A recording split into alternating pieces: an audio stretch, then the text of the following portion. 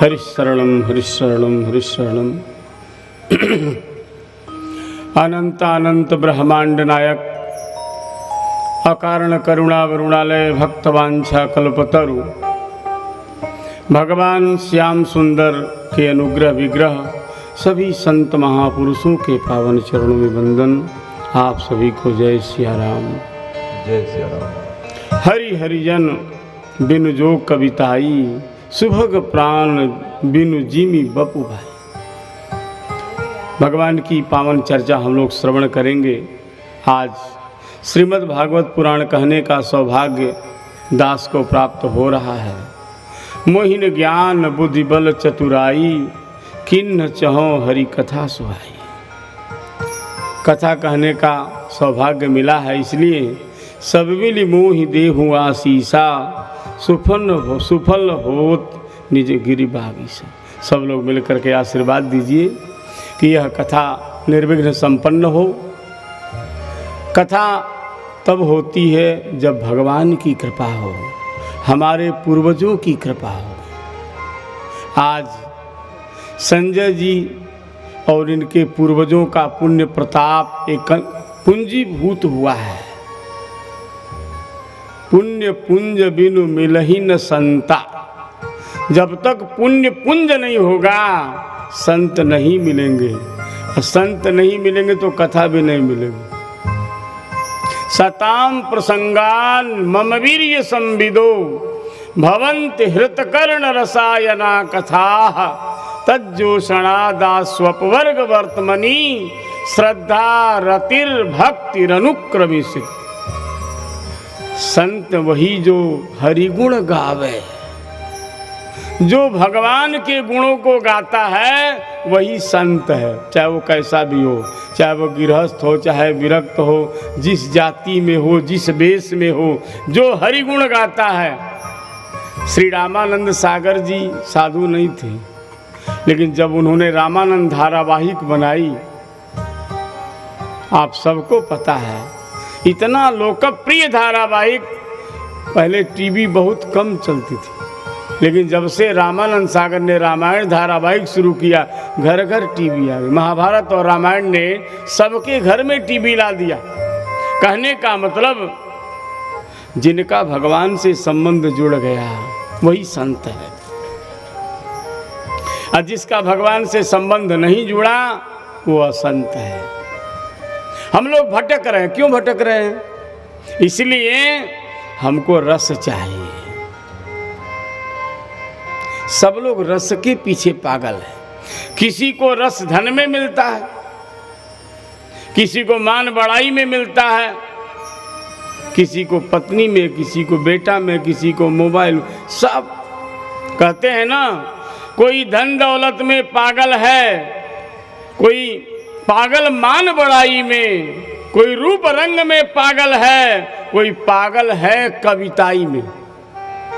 सब पागल है, पर सबसे अच्छा वह पागल है जो पागल है रघुराई का, जो राम जी के लिए पागल है। लोक लाज कुल श्रृंखला तजी मीरा गिरधर भजी।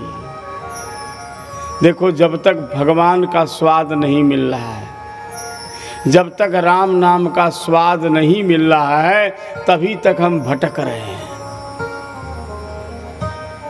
और जिस दिन स्वाद राम नाम का आ जाएगा, नाम जपने का मजा जिसकी जुबा को आ गया, धन्य जीवन हो गया, चारों पदार्थ पा गया। इतना तो सत्य है प्यारे।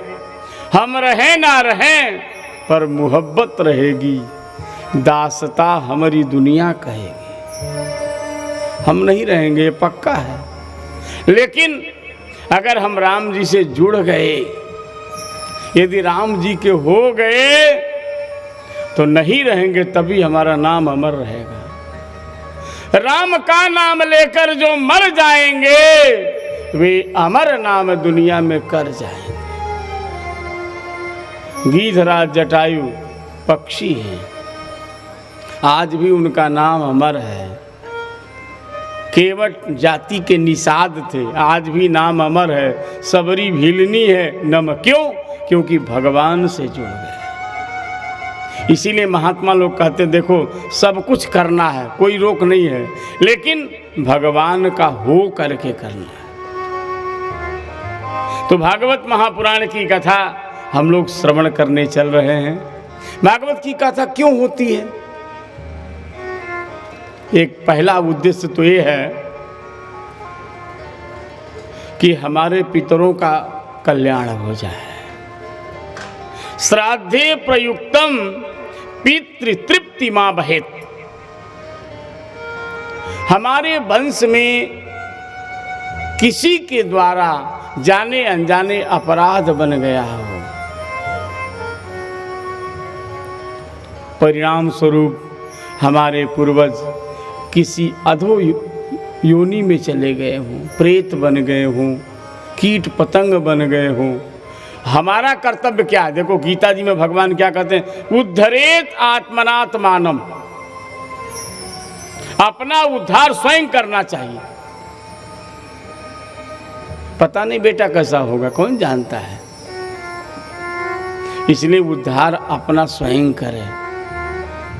हम नहीं कर सके, हमारे पूर्वज नहीं कर सके, तो हमारा दायित्व है, हमारे ऊपर पितृ ऋण लगा हुआ है, तो हम अपने पितरों के लिए कुछ करें। एक बात याद रखिएगा, पितरों का भी असर पड़ता है। अगर पितर प्रसन्न नहीं है ना, तो आपके घर में निसंतानता आ जाती है। पितर लोग सुखी नहीं हैं तो निर्वंश हो जाते हैं या दरिद्रता आ जाती है। इसीलिए पितरों को भी प्रसन्न रखना चाहिए। इसीलिए गया श्राद्ध करने लोग जाते हैं। 15 दिन भगवान ने पितरों के लिए पितृपक्ष बनाया है।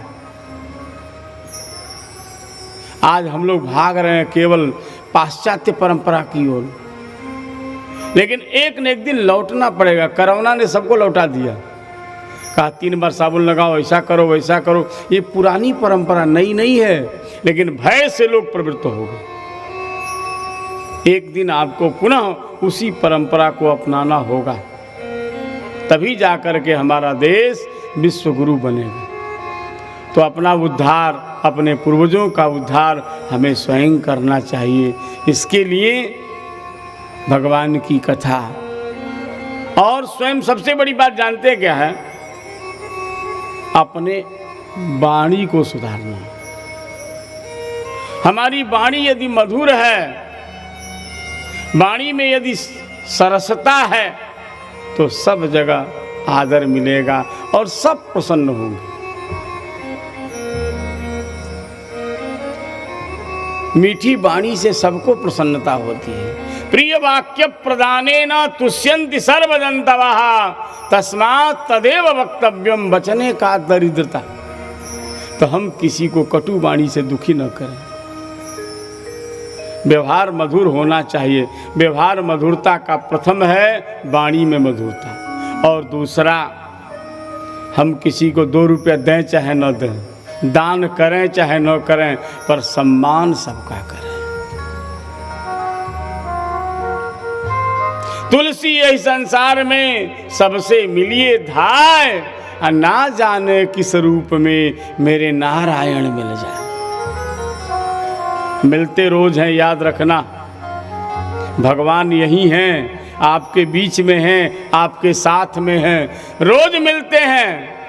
कौन कहता है मुलाकात नहीं होती है? अरे वे तो रोज मिलते हैं, मगर बात नहीं होती। बात कब होगी?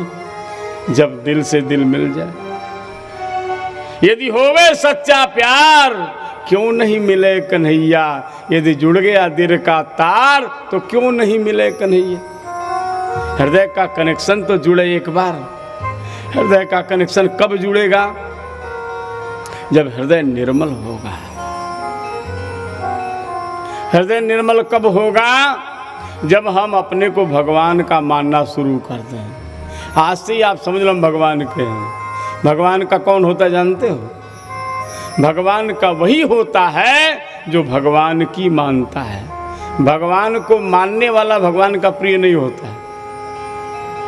हम लोगों में कमी क्या है? हम रोज आरती करते हैं, खूब पूजा करते हैं, अगरबत्ती जलाते हैं, लेकिन राम को नहीं राम को तो मानते हैं, पर राम जी ने जो किया वो करना नहीं चाहते।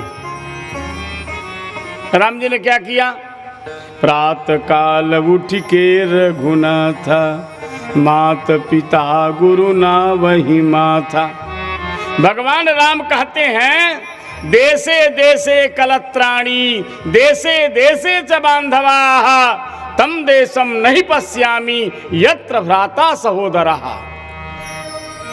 हमारे राम कहते हैं, दुनिया में पत्नी मिल जाएगी, बेटा मिल जाएगा, भाई सब मिल जाएंगे, लेकिन सहोदर भाई नहीं मिले।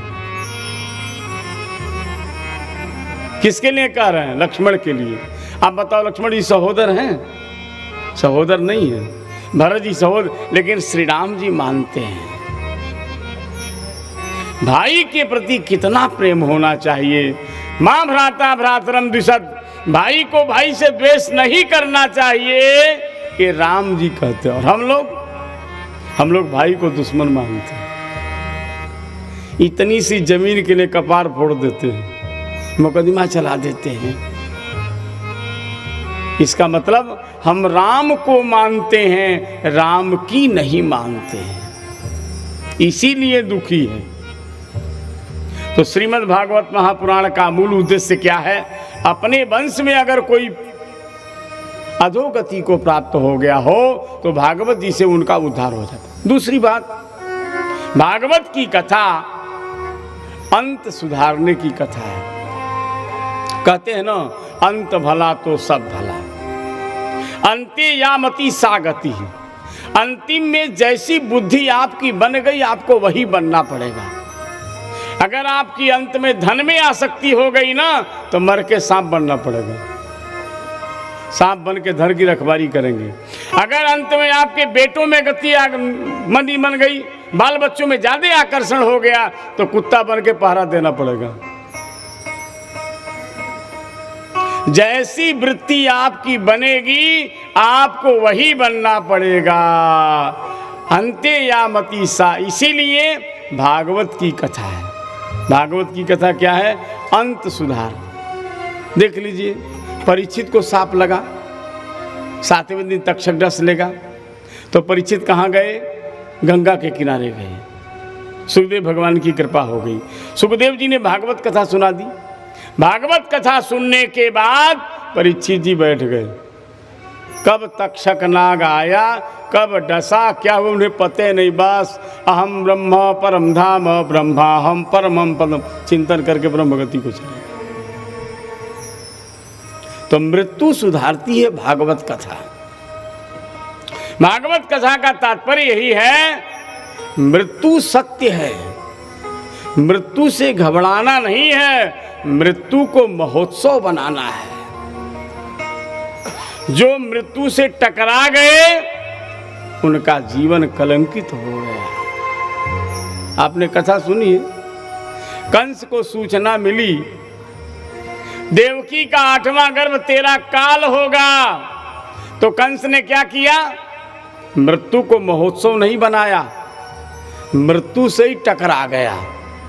तलवार लेकर देवकी मैया के ऊपर टूट पड़ा। परिणाम क्या हुआ? दुर्दशा हो गई।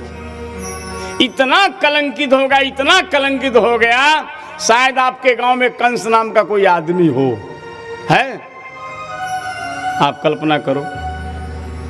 मृत्यु को कलंकित नहीं करना चाहिए। रावण को पता लगा कौशल्या का बेटा, दशरथ का बेटा मेरा हंता होगा। कौशल्या का हरण कर लिया, मंजूषा में बंद कर दिया, समुद्र में फेंक दिया। दशरथ जी नौका विहार कर रहे थे, एक बाण मारा, दशरथ जी के नौके के टुकड़े टुकड़े हो गए। उसको रावण ने क्या समझा? कौशल्या मर गई, दशरथ तो डूब के मर गया। परिणाम क्या हुआ? आपको तो पता है, बैरी बपुरा क्या करे, अरे हरि जब राखन हार, बैरी के 2 हाथ हैं, हरि के भुजा 1000। 2 हाथ वाला क्या करेगा जी? अगर 1000 हाथ वाला रखवाला करने वाला है तो 2 हाथ वाला क्या करेगा? अंत में श्री दशरथ जी एक नौका के टुकड़े के सहारे बह कर समुद्र में पहुंच गए और उधर कौशल्या अम्बा समुद्र में मंजूषा के साथ पहुंच गई और वहां दोनों का गांधर्व विवाह हुआ। कहने का मतलब मृत्यु सत्य है, मृत्यु से घबराना नहीं है, मृत्यु को महोत्सव बनाना है। महोत्सव कब बनेगा? जब किसी संत की शरणागति लेंगे। संत के पास जाइए, सदगुरुदेव के पास जाइए, उनसे आश्रय लीजिए, बस धीरे धीरे भगवान की कृपा होगी, संतों की कृपा होगी, मृत्यु महोत्सव हो जाएगी। तो भागवत की कथा मृत्यु को महोत्सव बनाती है। और रामायण की कथा, रामायण की कथा ये जीने की कला है। रामायण की कथा जीवन सुधारने की कला है। यदि आप चाहते हैं मेरे न रहने पर भी मुझे लोग याद करें तो आप रामायण का अनुसरण शुरू कर दीजिए। एक सज्जन बोल रहे थे, देखो अपनी पत्नी से बोले, हमको तो रामायण की कथा बहुत अच्छी लगती है। पत्नी ने पूछा क्यों? कहा इसलिए कि रामायण में दशरथ जी ने 360 ब्याह किया, इसीलिए रामायण की कथा मुझे बहुत अच्छी लगती है। तो पत्नी ने कहा मुझे महाभारत की कथा बहुत अच्छी लगती है। पति ने पूछा सो क्यों? इसलिए कि द्रौपदी ने 5 पति रखे थे।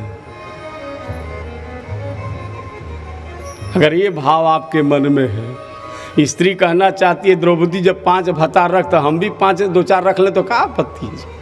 अब वो कहना चाहता दशरथ जी 360 ब्याह किए तो अगर हम भी एक आध और ले आकर रख ले तो तुम नाराज मत होना। तो रामायण की कथा से ये शिक्षा नहीं लेनी चाहिए, महाभारत से ये शिक्षा नहीं लेनी है। रामायण से आपको शिक्षा क्या लेनी है? बेटा कैसा होना चाहिए, राम जैसा होना चाहिए। पिताजी ने राम से कहा बेटा कल हम तुम्हारा राज तिलक करेंगे। रात भर में कैकेयी अम्बा ने कहा बेटा राम अब तुम्हें जंगल जाना है। अगर राम जी चाहते तो चुनाव करा देते, अगर राम जी चुनाव लड़ जाते, आप ईमानदारी से बताओ राम के विरोध में कितने वोट मिलते? 2 वोट मिलते, एक मंथरा का और एक कैकेयी का, और कोई वोट मिलता? लेकिन धन्य है राम। पिताजी ने कहा तिलक होगा, मैया ने कहा तुम्हें जंगल जाना है। श्री राम ने माँ के चरण का वंदन किया है। कितनी सुंदर राम जी बोलते हैं, देखो राम जी कहते मैया तनय मातु पितु तो सनिहारा, तनय मातु पितु तो तनय मातु पितु तो दुर्लभ जननी सकल संसारा, दुर्लभ जननी सकल संसारा, दुर्लभ जननी सकल संसारा, दुर्लभ सकल संसारा, तनय मातु पितु तो सनिहारा, तनय मातु पितु तो सनिहारा। भगवान राम कहते हैं कैकेयी मैया अपने माँ बाप को खुश करने वाला बेटा शायद कोई मिले। तनय मातु पितु तोषनिहारा। देखो कुछ लड़के माँ को खुश रखते हैं, कुछ लड़के बाप को खुश रखते हैं, पर दोनों को खुश रखने वाला बेटा बड़ा दुर्लभ है। ये है भगवान राम। तो रामायण से ये शिक्षा लेनी है, बेटा हो तो राम जैसा। हम बेटा हैं तो राम जैसे आचरण करें, माँ की आज्ञा, पिता की आज्ञा जैसी हो हम पालन करें। बहू कैसी होनी चाहिए? बहू हो तो सीता जैसी बहू, माँ हो तो कौशल्या जैसा हृदय हो। ये रामायण से शिक्षा लेनी है। और महाभारत से शिक्षा क्या लेनी है? महाभारत से ये शिक्षा लेनी है, भाई से कभी बैर नहीं करना चाहिए। जिसने भी भाई से बैर किया वो मिट गया। बाली बलशाली मरा, बंधु से विरोध किए। रावण का सबल वंश दला गया, नष्ट हो गया। दुर्योधन दीन्ही दुख प्यारे, पांडु पुत्रन को वीरन को वंश कुरुक्षेत्र में दला गया। यही प्रथा पाली पृथ्वीराज जयचंद ने, भारत स्वदेश दोनों हाथ से चला गया। इसलिए भैया भूल के विनीत, बंधु बंधु ना विरोधी बनो। अरे बंधु से विरोध किए कौन का भला भया, बंधु से विरोध किए कौन का भला भया। भाई को भाई से विरोध नहीं करना चाहिए। ये महाभारत से शिक्षा लेनी चाहिए। और रामायण से पुत्र का क्या कर्तव्य है, भाई का क्या कर्तव्य है, पिता का क्या, ये शिक्षा ले। तो रामायण की कथा जीने की कला है और भागवत की कथा ये मृत्यु महोत्सव की कथा है। नैमिषारण्य की पावन धरती है। देखो सबसे पहले महात्म की कथा सुनाई जाती है। महात्मा इसलिए बिना महिमा के आदर का भाव नहीं बनता है। कोई कितना बड़ा आदमी आके बैठ जाए, आप जानते न हो तो क्या आदर करेंगे आप?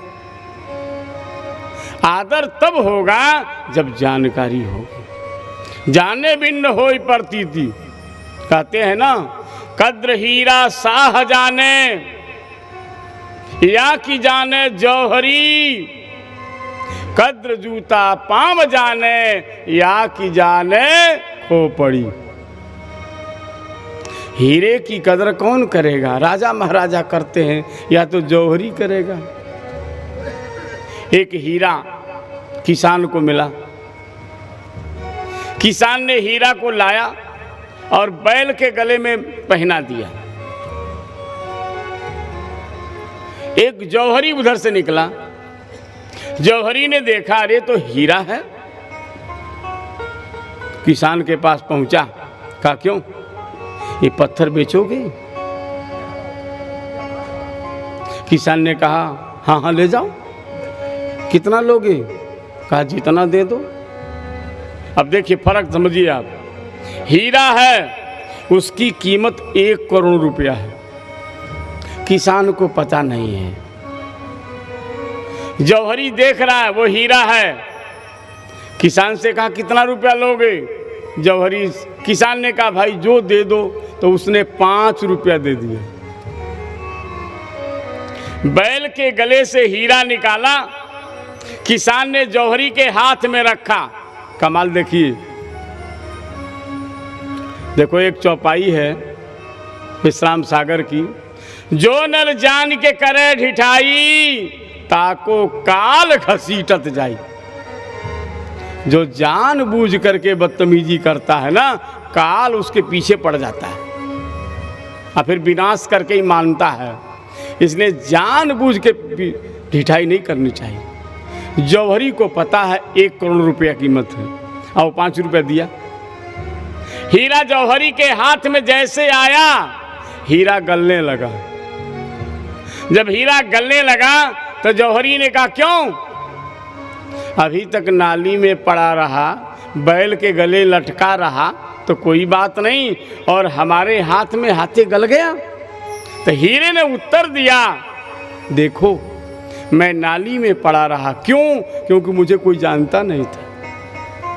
मैं बैल के गले में भी लटका रहा क्योंकि किसान को पता नहीं था।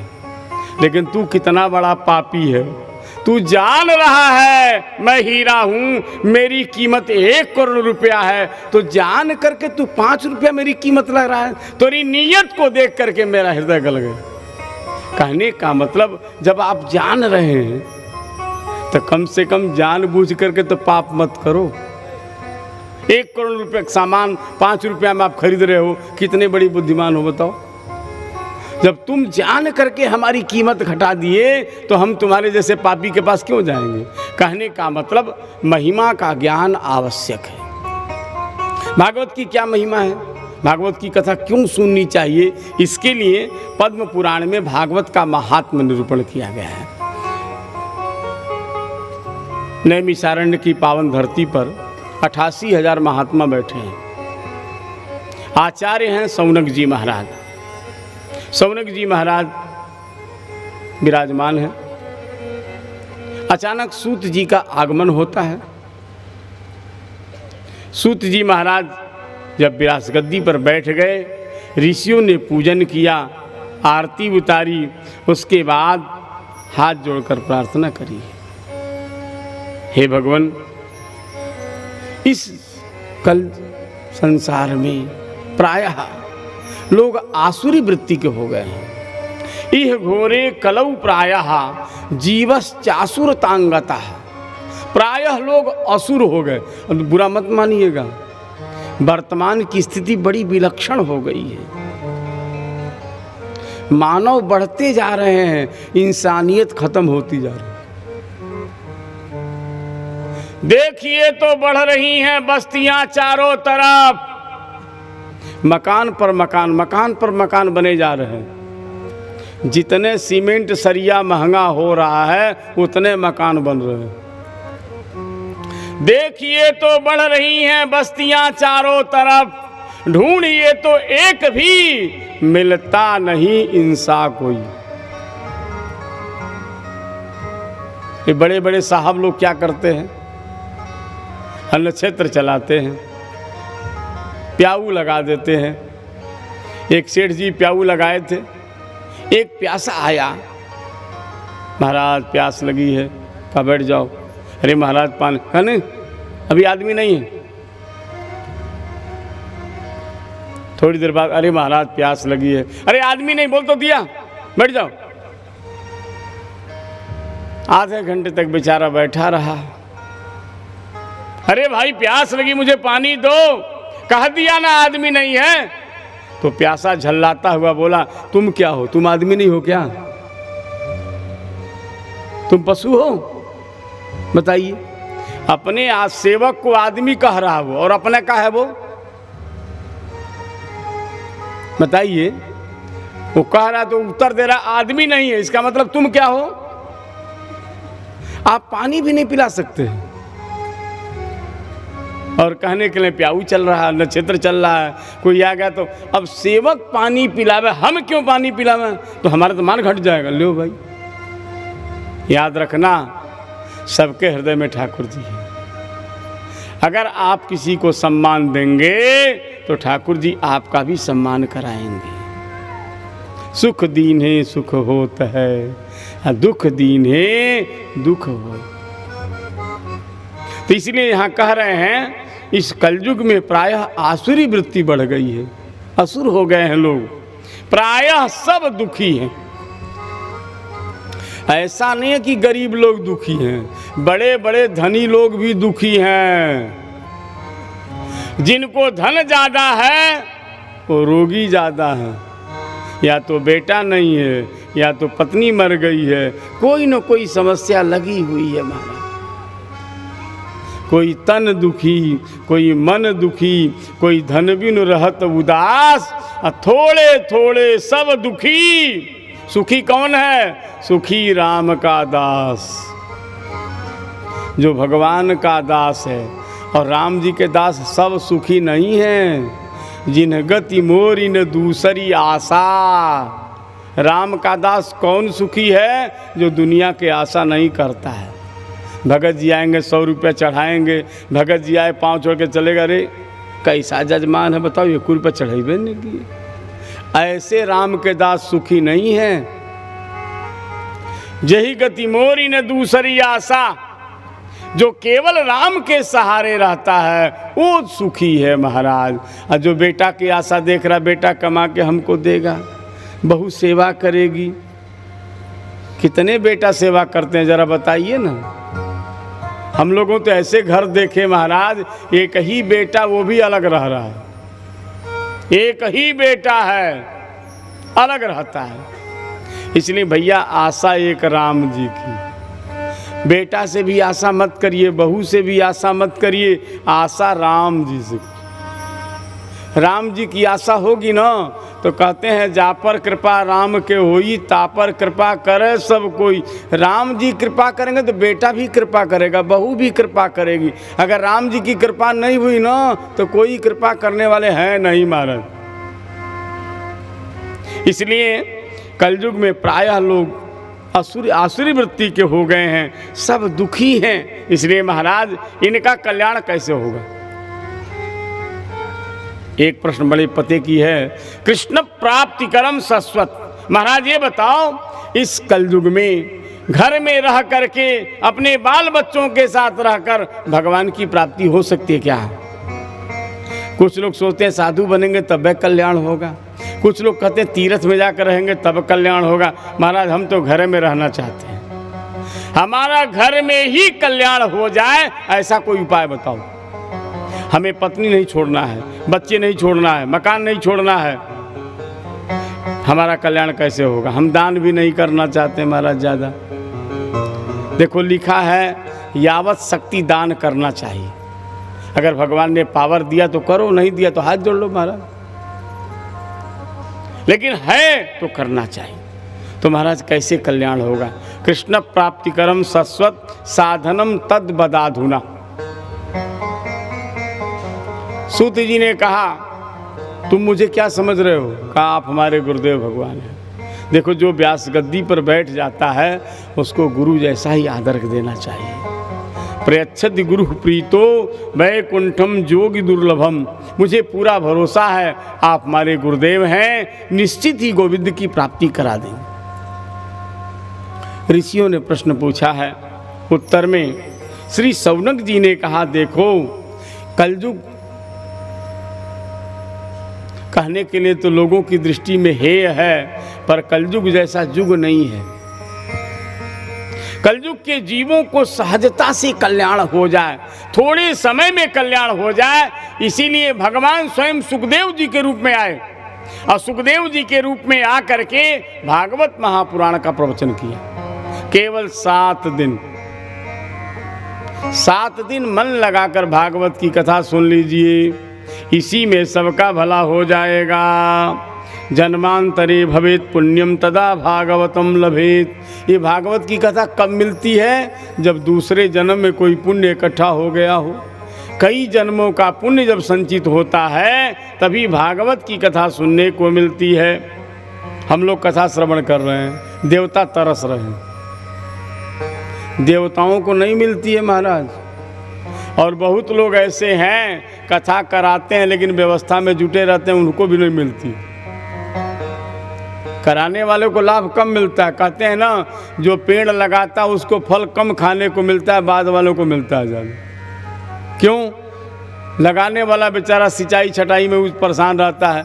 परिवार में कथा हो रही है, कौन मेहमान आया कौन। देखिए यहाँ एक दोहा लिखा है, अतिथि देख उठ के मिले भरिउर अगम सने। अगर कोई अतिथि आया है तो उसका सम्मान करिए। क्यों? अतिथिर देवो भव। ये अतिथि नारायण के स्वरूप होते हैं। तब घर वाले अतिथि स्वागत में ही लगे रहते हैं। बेचारे कौन आया कौन गया, किसको चाय मिला, किसको बाल भोग मिला, कौन भोजन किया कौन नहीं किया। तो प्रायः इन लोगों को कथा का अवसर कम मिल पाता है, सेवा में ही चला जाता है। लेकिन व्यर्थ नहीं होती। देखो लिखा है स्वल्पमप्यस्य धर्मस्य त्रायते महतो भयात्। 1 घंटा भी अगर कथा श्रवण कर लिए, एक घड़ी आधी में पुनियाद। सत्संग की बड़ी महिमा महापुरुषों ने गाई है। साल भर रहटा से सिंचाई करिए और आधी घड़ी अगर बादल पानी बरस जाए, दोनों बराबर हो जाते। बराबर नहीं हो पाएगा। जलधर की आधी घड़ी रहटा 12 मास, सत्संग की आधी घड़ी तप को वर्ष 50 वर्ष तपस्या करिए और आधी घड़ी सत्संग में बैठ जाइए, दोनों बराबर हो जाएगा। इसलिए सत्संग का लाभ ज़्यादा से ज़्यादा लेना चाहिए। श्री संसूत जी कहते हैं, देखो ये कथा देवताओं को भी दुर्लभ है। परीक्षित जी कथा सुना रहे थे, देवता लोग आ गए, प्रणाम किया, महाराज जी हम लोग भी कथा सुनना चाहते हैं। सुखदेव जी ने कहा बैठ जाओ, कोई रोक थोड़े, ऐसे नहीं महाराज। फिर ये हम अमृत का कलश ले आए हैं, आप अमृत कलश ले लीजिए और बदले में हमको भागवत सुना दीजिए। आजकल आपको पता है ना, कथा में भी सौदेबाजी चल रही है। कितना लेंगे महाराज? अभी कथा हुई थी गोंडा जिला में, पूरा परिचय देना ठीक नहीं है। वहाँ की कथा एक महाशय ने की थी, बता रहे थे महाराज 25 किलो रोज पनीर हुआ था, मंगाते थे वो। 9 दिन की राम कथा में 2 लाख रुपया वो लोग खाए और 16 लाख रुपया में तय हुआ था। अब आप कल्पना करिए कैसी कथा हुई होगी जो 2 लाख रुपया उनके भोजन में लग गया। ऐसे ऐसे कथावाचक हैं। कथा भगवान की है। कबीर ने कहा है, गुरुजी महाराज एक राम नाम कान में सुनाते हैं, एक राम नाम के बदले हम गुरुजी को क्या दें? कबीर दास जी सोचते रह गए। राम नाम के पट तरे देवे को कछु नाही, काले गुरु संतोषिए हबस रही मन माय। कबीर दास जी कहते हैं, एक राम नाम के बदले में दुनिया में कोई वस्तु नहीं जो दे करके हम